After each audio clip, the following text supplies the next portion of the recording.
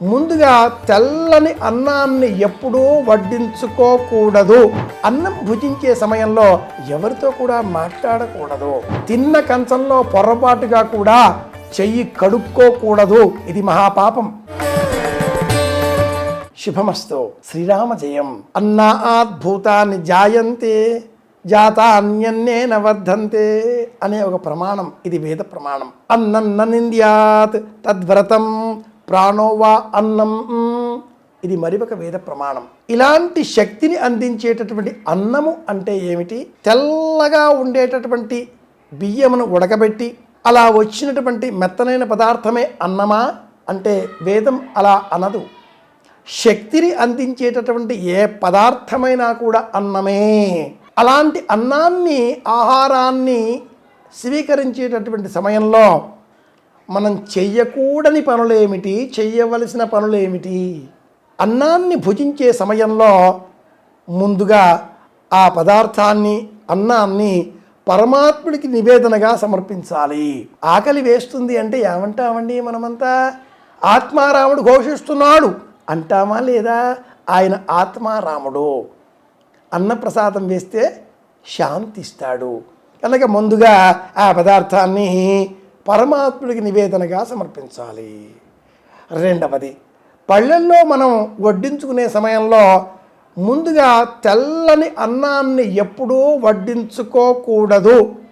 విస్తరిలో, ప్లేటులో పప్పు, పచ్చడి, కూర లేదా కూరగాయ ముక్కలు లేదా పళ్ళ ముక్కలు ఏవైనా వేరే పదార్థాన్ని వడ్డించుకున్న తదుపరి మాత్రమే విస్తరిలో, పళ్ళెంలో తెల్లని అన్నాన్ని వడ్డించుకోవాలి. ఆ అన్నం కూడా అలా గడ్డలు గడ్డలుగా ఉండకూడదు.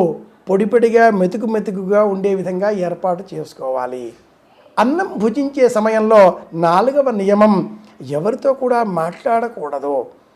అన్నాన్ని భుజించకంటే పూర్వం 2 కళ్ళు మూసుకొని 2 చేతులు జోడించి ఆత్మారామునికి నమస్కారం చేస్తూ విశ్వంగా ఏదైతే ఇష్టంగా దైవాన్ని స్మరిస్తూ ఉంటామో, విశ్వవ్యాప్తంగా ఉండే ఆ చైతన్య శక్తిని మనసులో నిలుపుకుంటామో దైవానికి నమస్కరించుకొని ఆ అన్నములోని కొన్ని మెతుకులను పళ్ళెం బయట డైనింగ్ టేబుల్ మీద విడిచిపెట్టాలి. కొన్ని మెతుకులు అలా పక్కన పెట్టాకే మిగతా పదార్థం మనం తినాలి. ఇది ప్రధానమైన 5వ నియమం. 6వ నియమం, అన్నాన్ని భుజించే సమయంలో అన్నం తినకంటే పూర్వమే మంచినీరు సేవించాలి. అన్నం తినే సమయంలో మధ్యలో మంచినీరు త్రాగకూడదు. ఇది ఆయుర్వేద శాస్త్రం వివరిస్తుంది. 7వ నియమం, అన్నం తినే క్రమం ఒక పద్ధతి ఉంది. ముందుగా పచ్చడి, తదుపరి పప్పు, ఆ తదుపరి కూరలు, శాకములు, ఆ తదుపరి సాంబారు, రసం, ఆ తదుపరి చివరలో మజ్జిగ. ఇలా తినాలి. తక్రాంతం మజ్జిగతో పూర్తి చేయాలి. ముందుగా మజ్జిగ, చివరిలో పచ్చడి. ఇలా తింటే ఆ అన్నం వేధ చేస్తుంది, అనారోగ్యాన్ని కలిగిస్తుంది. 8వ నియమం, అన్నం ఔషధం వంటిది. అన్నాన్ని ఎక్కువ తిన్నా వెళ్ళిపోతాం పైకి, అన్నం తినకపోయినా వెంటనే వెళ్ళిపోతాం పైకి. ఎంత తినాలో అంతే తినాలి. చాలు, వద్దు అనేది అన్నానికి మాత్రమే సంబంధించిన పదాలు. డబ్బిస్తే ఎవరు చాలు అనరు, ఇంకా కావాలి అంటారు. కానీ అన్నం వడ్డిస్తే మట్టుకు ఇంకా చాలు చాలు అంటారు.